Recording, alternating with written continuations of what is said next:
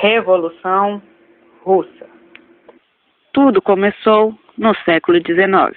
A Rússia era considerada um país atrasado em relação aos demais. Sua economia baseava-se na agricultura.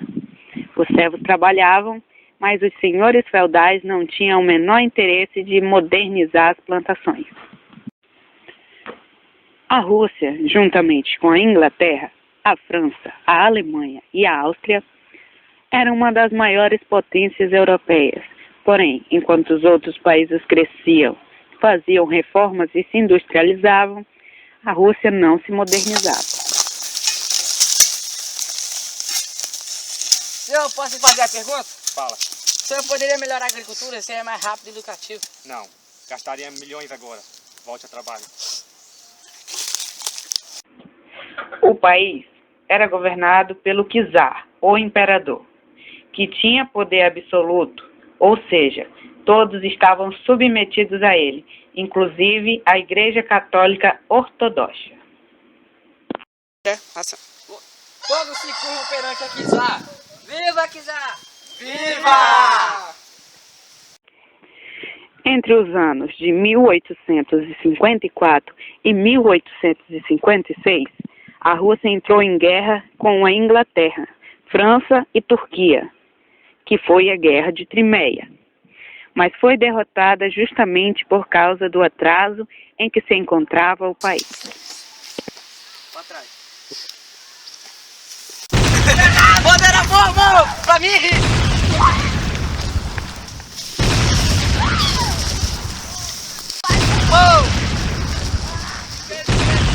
Deita no chão! Vai morrer! Esses são alguns benefícios que czar, o Alexandre II, tomou. Ele aboliu a servidão, vendeu terras aos camponeses e mandou ocupar novas áreas agrícolas. Tudo isso trouxe benefícios para o país, que cresceu e se tornou exportador de grãos, além de ter favorecido o aumento da população. Esses aumentos trouxeram algumas consequências graves, como, por exemplo, a dificuldade de se encontrar emprego e a baixa produtividade agrícola, gerando fome e revolta. A saída encontrada pelo governo foi estimular um programa de industrialização. Isso permitiu que muitos estrangeiros fossem para a Rússia e várias fábricas foram implantadas. Consequentemente, entre os anos de 1880 e 1900, a Rússia apresentou as maiores taxas de crescimento industrial.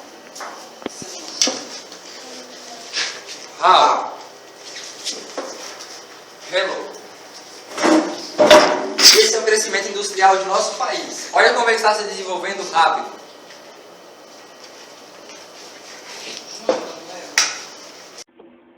Em 1904, a Rússia se envolveu em uma guerra contra o Japão. Este conflito desorganizou a economia, piorando a situação dos operários e camponeses. A humilhação da derrota acirrou aos ânimos contra o czar. No ano seguinte, os habitantes saíram em uma passeata a fim de entregar um abaixo-assinado ao imperador pedindo melhoras nas condições de vida e instalação de um parlamento. O czar respondeu com um massacre promovido por suas tropas. Se nossa vida não melhorar, não iremos trabalhar. Se nossa vida não melhorar, não iremos trabalhar. Nossa vida não melhorar, não iremos trabalhar.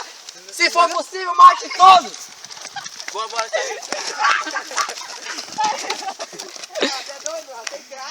Apesar de tudo, ele fez algumas concessões e, dentre elas, estavam a instalação do parlamento entre os anos de 1907 e 1914. A Rússia voltou a ter uma aparente tranquilidade, pois houve uma alta no crescimento industrial e os camponeses ganharam terra. Com o advento da Primeira Grande Guerra, em 1914, o povo russo se sentiu na obrigação de luta, porém o combate trouxe algumas consequências: desorganização da economia, fome, pobreza e racionamento, saques, passeatas e protestos contra o czar, renúncia do czar em 1917 diante da pressão popular. Com a derrubada do czar, o governo provisório, cujos membros se identificaram com interesses da burguesia russa, assumiu o poder. Esse governo adotou algumas medidas: a anistia para presos políticos, a liberdade de imprensa e a redução na jornada de trabalho para 8 horas. Estas medidas agradaram a burguesia, mas os camponeses queriam terra e os operários queriam melhores salários.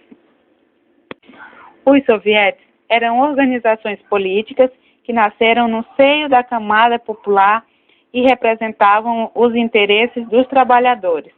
Assim havia os sovietes de operários, de camponeses e de soldados.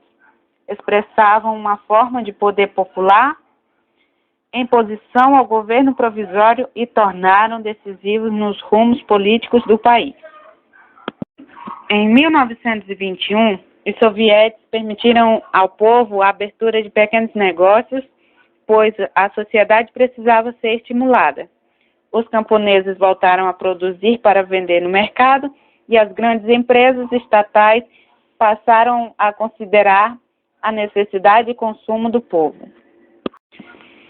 Nas cidades, os grandes empresários lucravam com essa nova economia e isso fortaleceu o aumento da desigualdade social.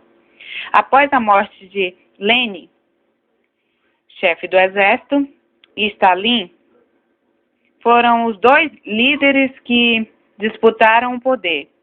Stalin venceu.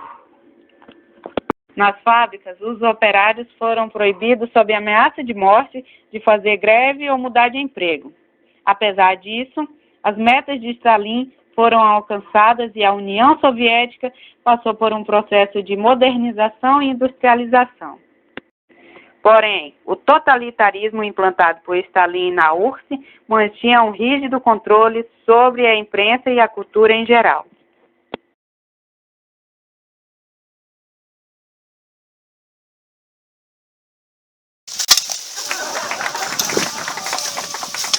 Fala alto, hein? Tem papel, menino! Tem papel! Sal! Não, o cara é doido. Todos se curvam perante a czar. Viva Czar! Viva! Viva Czar! Não, fica... Olha a bomba!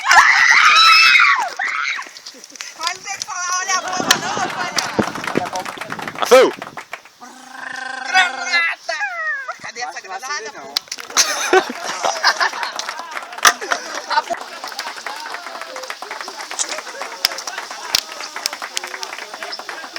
Acabou!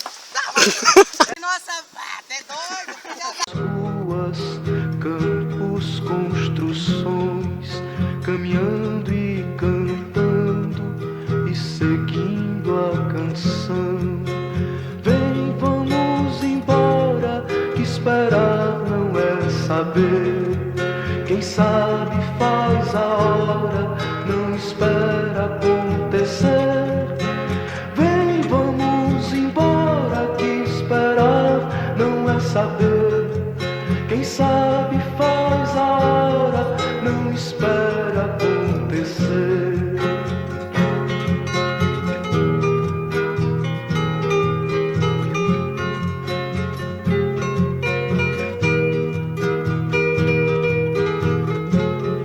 Pelos campos a fome, em grandes plantações, pelas ruas marchando, indecisos cordões, ainda fazem da flor seu mais forte refrão.